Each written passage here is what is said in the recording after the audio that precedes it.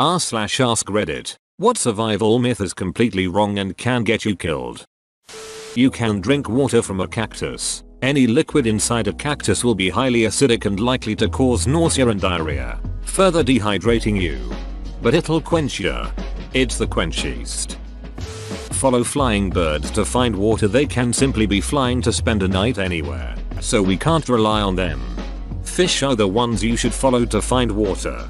Bet those guys don't even know they're wet.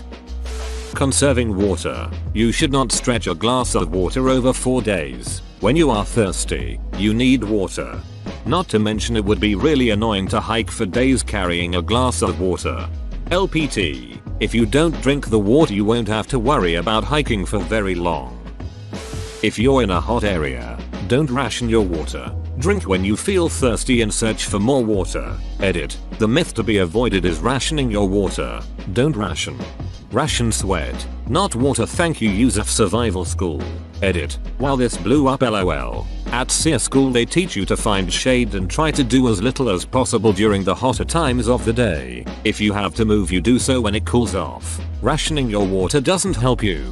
It will only dehydrate you and impair your judgment. Your brain needs water. Depriving yourself of proper hydration is the best way to unintentionally kill yourself. Bruh, I am suiduct in that case. At work I sweat so much that any liquids I drink just get turned to sweat and don't have time to turn to piss. I can't even Bear Grylls my way out of dehydration LOL. If you're in a tornado, open all your windows to equalize the pressure inside to match the outside. If you're in a tornado, opening any window or door will create a wind tunnel that rips your entire roof off. If I recall correctly, it doesn't matter anyway. You waste time doing that when you need to get to the lowest part of a building and or the innermost room. Cracks and small openings take care of air pressure as buildings aren't airtight. Overpasses are not safe places to shelter. In fact, they're more dangerous. They create wind tunnels. Average lead time for tornado warnings in the US is 9 minutes. But people still don't take them seriously. The most common refrain I've read from people who survived the Joplin tornado is that they didn't take the warnings seriously. Even with a tornado watch they didn't pay attention to the weather. I think a lot of people don't take them seriously because they've become complacent. Especially with how unpredictable the weather is. I mean, you can easily think of storms that are predicted to be absolutely brutal by your local weather person, only for it to end up passing you or dissipating or barely sprinkling. A lot of people don't realize this also happens on the inverse, where a storm can form in moments and absolutely wreck you. Plus, a lot of people didn't take it seriously because it happened during their high school graduation. I've been in 2 very damaging heat storms. One was warned about hours in advance, and I was home safely in the basement during it. Very scary. Extremely high winds and non-stop lightning to the point you could see what was happening easily outside at night without a flashlight. The other one formed so fast that there wasn't even a tornado watch or severe weather alert. But we still got hit by an EF1. The only warning I had was because I looked out a window and saw the clouds. This is what heat lightning looks like if you've never seen it before. Flashing lights. Epilepsy warning. Edit. Some people have been pointing out that heat lightning storm as a term doesn't exist. Which, woman shrugging. That's what I've heard them called. And I've only ever seen them during the hottest of summer. Anytime I've seen it, it's spelled bad duck in storm about to hit. Concerning frostbite. Do not rub someone's frostbitten skin or pour hot water on it to warm them up. Such measures will damage the skin even more severely. The fastest and safest method for warming up someone is direct animal heat, i.e., letting them put their frosty skin next to yours. Hey, if you can keep your digits by putting a cold hand on my belly, be my guest. I'm not sure if I remember correctly, but I feel like in Boy Scouts they taught that the groin and armpits were good places to warm your hands in an emergency survival situation. That moss grows on the north side of a tree. It can grow all over the tree, so it's not a steadfast rule that you should make important decisions solely on.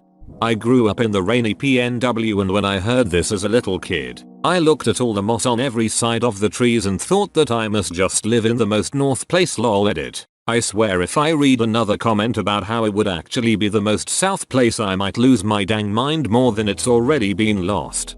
As a PNW kid learning that the moss was one way, they knew they were going north on the Underground Railroad, I was very confused. I remember looking at the trees during recess and thinking I'd for sure get lost. That bullshit. Change your voicemail if you are lost. So that was making the rounds over the last year. You need a cell signal to change your voicemail. If you have a signal, then why wouldn't you just call for help? Moreover, it misses the most important thing about US cell phones and being lost. 911 will work on any cell tower regardless if it's a network or even if you have an active phone plan or not. So in an emergency, always try dialing 911 regardless of your phone appears to have signal or not. Edit. To the dozens of people who replied that you are supposed to change your voicemail before going out. This is still a bad idea. If you're lost or injured in the woods, your survival depends on being found quickly. Waiting for someone to get worried enough about you not coming back to try calling you is just going to waste precious time. It's much better to just tell your friends, family where you will be and set up a check-in time so they know you made it back safely. US cell phones and being lost. 911 will work on any cell tower. This also works in Europe and most likely a lot more countries. Just make sure you know the local emergency number, edit, or dial 112. That's likeliest to work. Emergency calls are top priority. If a cell tower is at capacity and your phone pings for an emergency call, the tower will drop other phones to make your call come through. As always, emergency calls are always free. As far as I know, any country's emergency number will work internationally. For example, 911 in the UK still goes through to the emergency services despite 999 being our number. Basically, if you don't know the local one, at least try yours or 911. I imagine 911 is the most obvious foreign number to have been added. Edit. Just to reiterate, always know the number of the country you're in. But obviously, if you're trying to call it, you're in an emergency and it's worth trying any numbers you know. Split to cover more ground. That's a killer's wet dream. So easy to catch people that way. Always fun. Most of the stuff Bear Grylls does, like eating raw meat, picking and eating fruit out of bear shit, or squeezing the juice out of elephant shit and drinking it. Not all of the stuff Bear Grylls does is a terrible idea. Staying in a nearby luxury hotel instead of roughing it in the wilderness, for example. By far, his best survival tip. You cannot eat everything that an animal can eat. There are things animals can eat that humans find toxic. So eating everything you see animals eating can lead to you potentially eating deadly berries or mushrooms. Yeah, and it goes both ways. Humans can eat stuff like chocolate and grapes and other animals can't eat chocolate, and I know dogs definitely can't eat grapes. Joke answer. Dogs can't eat grapes because they don't have thumbs. Serious answer. It causes kidney failure. The exact mechanism is still unknown. Just because water looks clean doesn't mean it is. You've got to boil it or distill it to actually have clean water. Or carry a modern filter like a Life Straw or Sawyer if you think there's even a remote chance you're going to be stranded with no potable water. I'll also add that drinking dirty water is always a better option than going without water. If you are dehydrated but don't have a way to sanitize your water, drink the water anyway. There's a chance it will make you sick or maybe even kill you in very rare cases. But dehydration will always kill you. Or carry a modern filter like a Life Straw or Sawyer if you think there's even a remote chance you're going to be stranded with no potable water. Those things are amazing. The creators really went out of their way with the marketing. Sipping on literal raw sewage and spitting out clean, drinkable water. The first mistake in wilderness is to look for food and water first before having a shelter up to keep yourself dry and warm. Also, if you have to forage for food, avoid mushrooms entirely. Odds are so slim you will find an edible kind that you're much better off looking for things like nuts, seeds, and berries. People say that herbivores animals are friendly and peaceful, so you are safe being around them. Seriously, everything from cows to deer can and will kill you if you make it angry. It is usually a good idea if you are in the wilds not to get near any large wild animal. But herbivores can often be even more aggressive than the predators. If a predator attacks you, you have a fairly good chance of scaring it off, especially if it's smaller than you, because it's likely only looking for food. If a herbivore attacks you, you're ducked because it genuinely wants to kill you. Hippos are herbivores and will duck you up. Edit. I get it, they're omnivores. I'm still taking my 3k karma. Being in North America and I was thinking moose. They can duck up a car. What chance does your squishy meat bag have? Running in a zigzag to outrun an alligator. Alligators don't run for long distances, so this will probably just waste your energy. They can also climb some fences and trees as well. Just run straight. No question, just book it. The alligator will eventually decide it's had enough. Edit. Okay, I'm getting too many people pointing out that gators are faster. It doesn't matter if they can catch you. Believe me, I checked. Wild alligators rarely chase humans on dry land. In some situations they might, but usually they don't bother. Who cares how fast they can run if they aren't even going to run you? So stop. They're also unlikely to attack you on land, at least if they want to eat you. They will defend their territory, but they don't hunt on land. They're ambush predators. Anyone else read these comments with intrigue, imaging yourself in said situation, only to remember you haven't left the house in a long time and likely will never find yourself in these scenarios? Cause that's me. Survival tip number 1. Avoid the situation. I'm so ducking comfortable right now. Might go flush the toilet 3 times and chuck out some not yet expired food. If a shark is coming after you, swim away. If a shark is coming towards you in the first place, it's most likely just curious and wants to check you out. Swimming away and thrashing about will further intrigue it to keep following you. Instead, redirect it by running your hand along its side and carefully positioning it to swim away from you. Open bracket. Side note, if one happens to bite you, stab it in the eyes or pull on its gills instead of bopping it in the nose. Gills and eyes are far more sensitive than a shark's nose. Edit. Loads of replies about how punching underwater is practically impossible, and you'd be 100% right. Fixed. Shark. Oh hey, what's the shovel? Right, I see how it is. Edit. Whoa, I can finally claim a non-horrible post as my top. Sharks understand consent is what I gathered. Pulling out something that is impaling you. My cousin has horrible luck, and one time when we were playing in the front yard he went barefoot and he ended up stepping on a knife someone has lost during the 4th of July and went through the lawnmower, so the blade was sticking straight up. It was like 2 inches or so in his foot and he was hopping around and screaming, and he reached down to pull it out and like arteries and bleeding to death flashed through my mind, so I body slammed him to the ground, rolled him onto his back, then pinned him with his injured foot on my shoulder and both my legs wrapped around his to keep him from getting loose while he bled into my hair and down my back. My mom came running out about a minute later and she called 911. The knife was less than an inch from an artery in his foot. If he'd pulled on it like he wanted to, it'd have probably killed him before we could get him help. These days I'm paranoid about pulling out splinters. Edit. Why did this blow up so much? Edit 2. I talked to my sister about this because she'd witnessed it. According to her, right before I tackled him I yelled something along the lines of blood, no artery, Logan,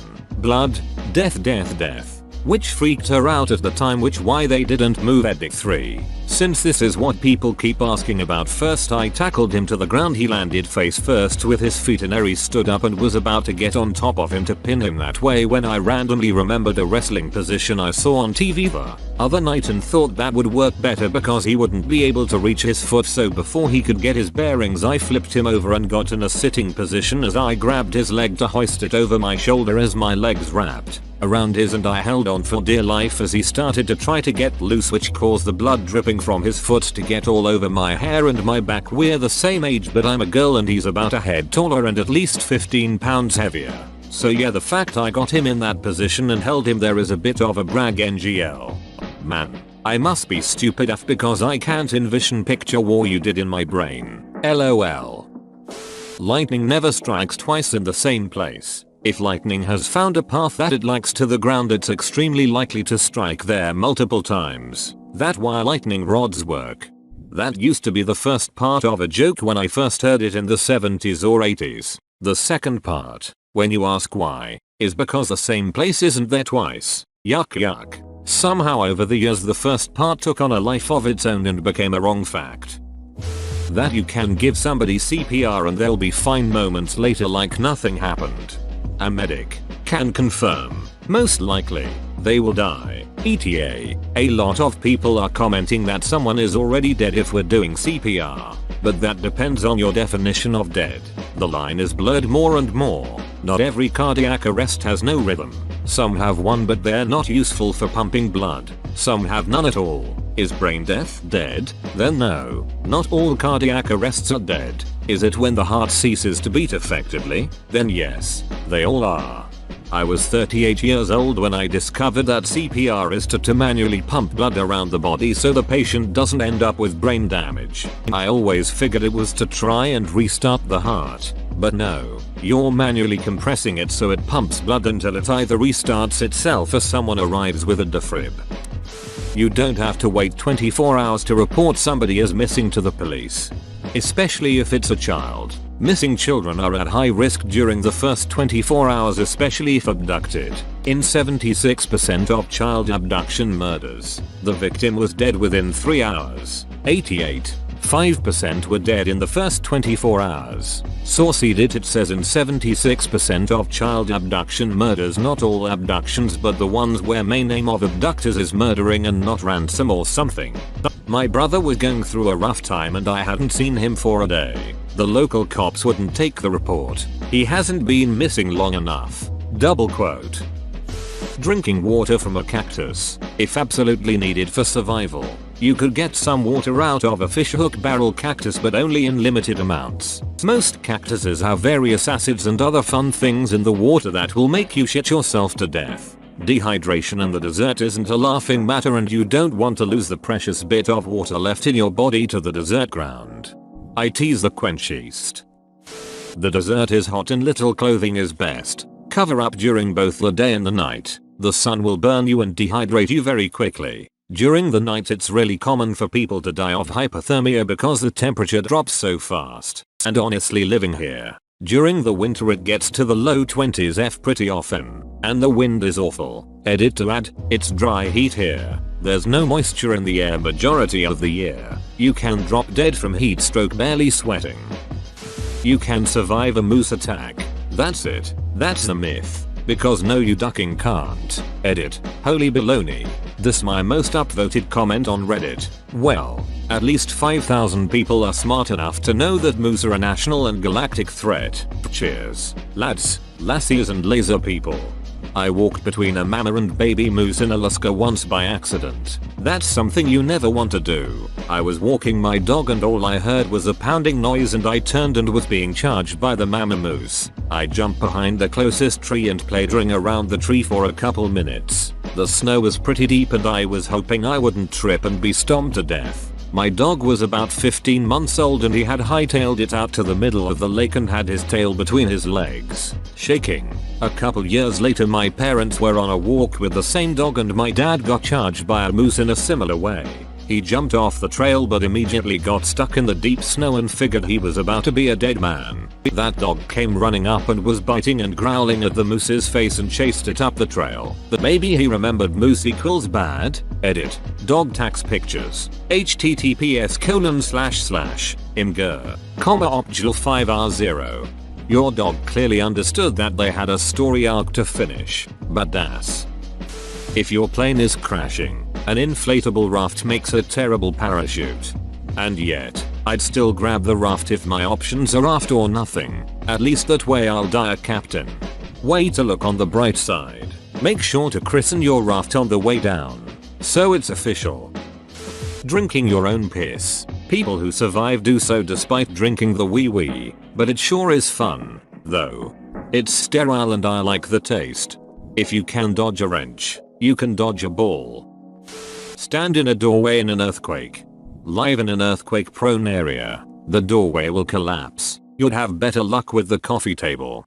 Engineer who works in an earthquake prone area here. Will is an extreme exaggeration. Door frames can collapse, which should be enough not to use them. The best thing to do in an earthquake is get outside far from any buildings, overhead objects. If you can't do that, then drop cover and hold under a table or other sturdy object. Most deaths in an earthquake, especially in an area with modern building standards, come from falling objects, not building collapse. Protect yourself, especially your head, until shaking stops. Then get outside. Edit because people keep posting it below. The survival triangle theory, hide next to a sturdy object instead of under it, is an unsubstantiated claim that most experts disagree with.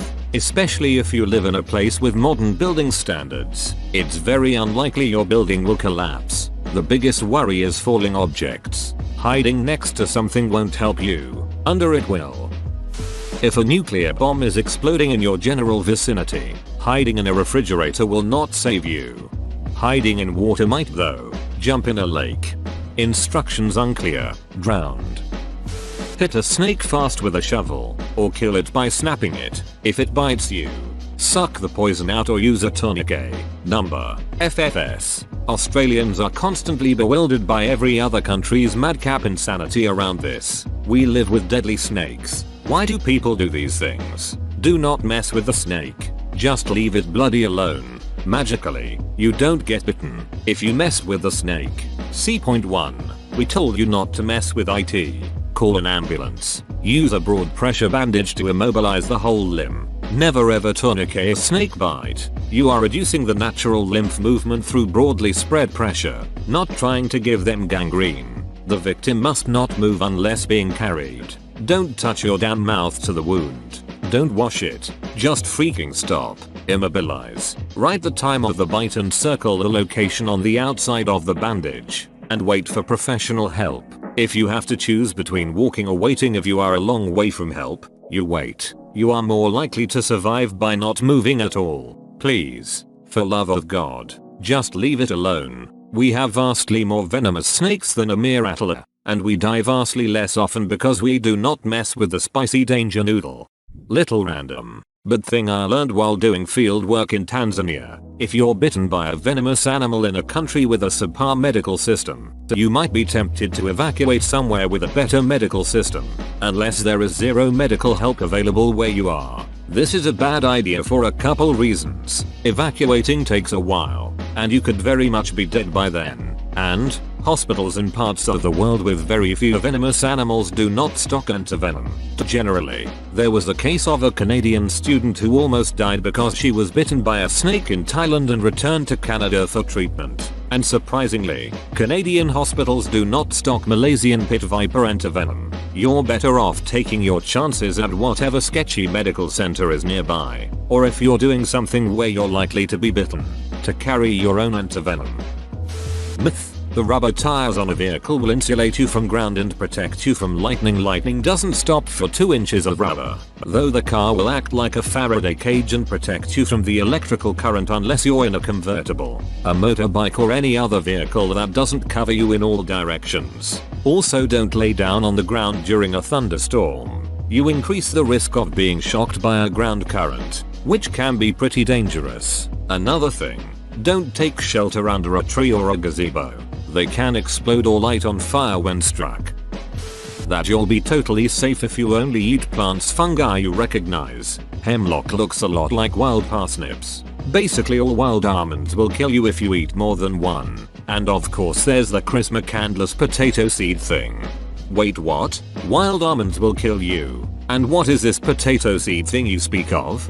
Wild almonds have a whole bunch of cyanide in them, so having even a handful could kill you. Regular almonds also contain trace amounts cyanide, but not nearly enough to kill you. Fun fact, apple seeds also have cyanide in them. Edit. Based on all the comments I've gotten, it seems like just about every fruit seed has cyanide, lol.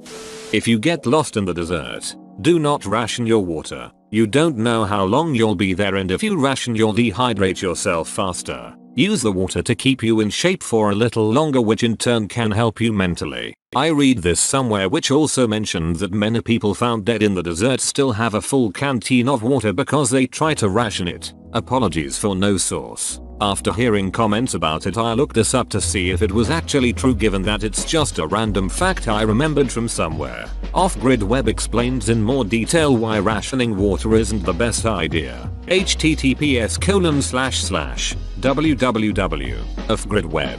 Com preparation, the myth of water rationing while stranded in the desert. However, I have seen some people say that you could ration water, but to an extent, which does make sense. There is a balance to it, but I wrote this when I was tired and didn't really think it through. Hopefully this link can clear up some things. Edited for spelling and provided a source.